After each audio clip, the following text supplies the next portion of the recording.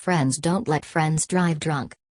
All too often, we hear of someone who has been injured or killed because they have either been drunk behind the wheel, or they have been in an accident with a drunk driver.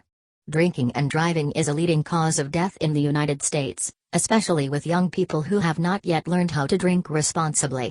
But, you can help to cut down on the number of drinking and driving incidents, simply by being a good friend. Here are some things you can do.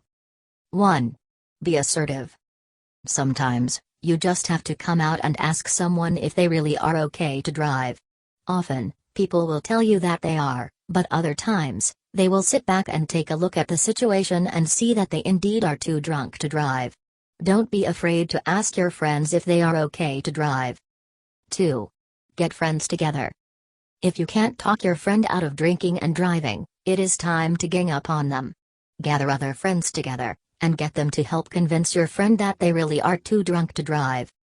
3. Keep them drinking. While this may sound strange, if you keep buying drinks, they will stick around long enough for the cab or other ride you have called to arrive. Then, all you have to do is tell them that their ride is there, and they will get home safely without any arguments, most of the time. 4. Plan for transportation. If you are hosting a party, plan to have transportation for all of your guests. Let them know in advance, and they can take a taxi, bus, etc. to your place rather than driving.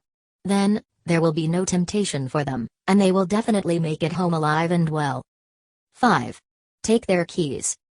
There are times when a person who has been drinking just isn't going to listen, and will insist that they are sober enough to drive. Take it from me, they are in no place to reason their way out of a DUI, says Grant Shiner from the Shiner Law Group. You know better, and you don't want anything to happen to them or to anyone else. In cases where someone is being this stubborn, sometimes your only option is to take away their car keys. Often, you can trick them into handing over their keys, simply by asking to borrow their car to go on a beer or pizza run. 6. Be a designated driver. If you are not planning on drinking, you can offer to be a designated driver for everyone you are out with who is. Everyone can have a great time and drink as much as they want, and you will make sure that they all make it home safe and sound. 7. Call them a cab.